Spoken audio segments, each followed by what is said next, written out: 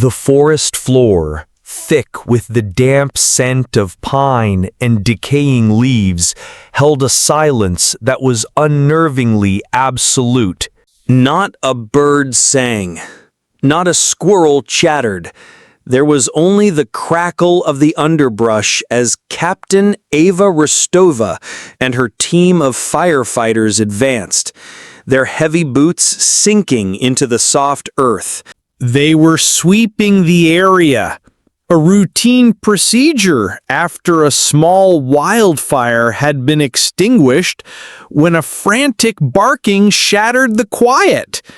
It was a dog, a beautiful golden retriever with fur matted with soot and burrs, who burst through the dense ferns. He didn't seem aggressive, only desperate. He would bark, run a few paces back into the woods, and then turn, his intelligent eyes fixed on them, whining with an urgency that felt almost human. "Hold on, boy," Eva said, her voice calm and steady. The dog, however, had no intention of waiting. He repeated his strange dance: bark, retreat, implore. It wasn't a threat, it was an invitation, a plea. A younger firefighter, Leo, lowered his tool. "Captain, that dog, it's like he wants us to follow him." Eva felt it too. A knot of unease tightened in her stomach. Every instinct, honed by years of battling nature's fury, told her this was no ordinary lost pet. This was something else. "All right," she decided, her gaze locking with the retrievers. "Let's see where you're leading us, but stay sharp, everyone."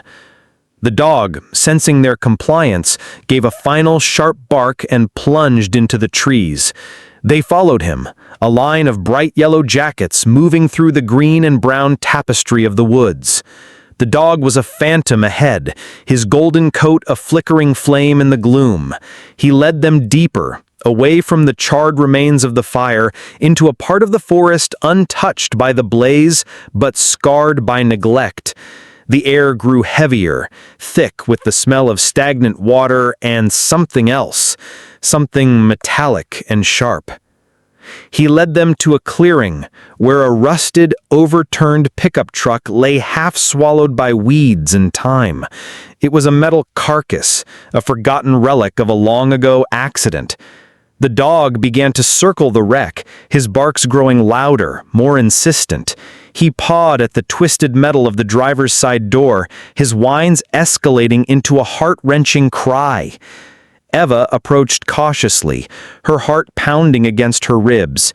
She peered through the shattered windshield, and what she saw stole the air from her lungs. An elderly man was trapped inside.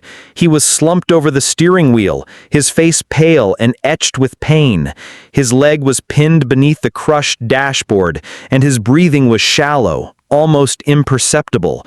He was alive, but barely.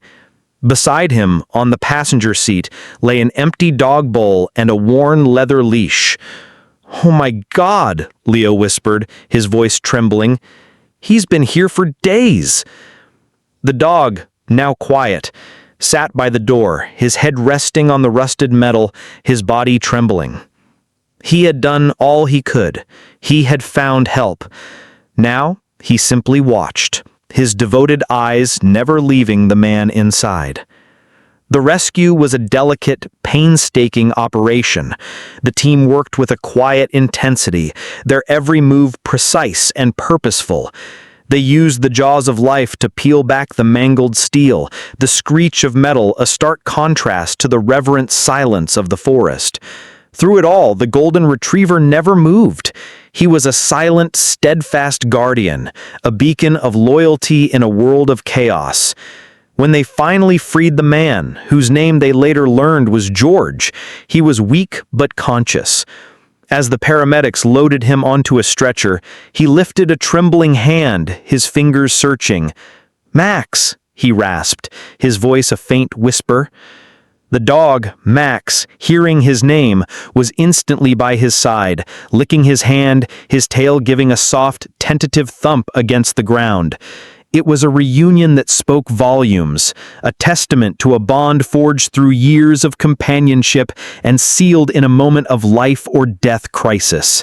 As the helicopter carrying George to the hospital disappeared over the treetops, Eva knelt beside Max. She looked into his soulful amber eyes and saw not just an animal, but a hero, a creature who had defied exhaustion and fear, driven by a love so pure it had moved the world. He had not just guided them through the woods, he had guided them to the very edge of despair and shown them the way back to hope. In that quiet moment, with the scent of pine in the air and the weight of what had just happened settling upon them, Eva understood.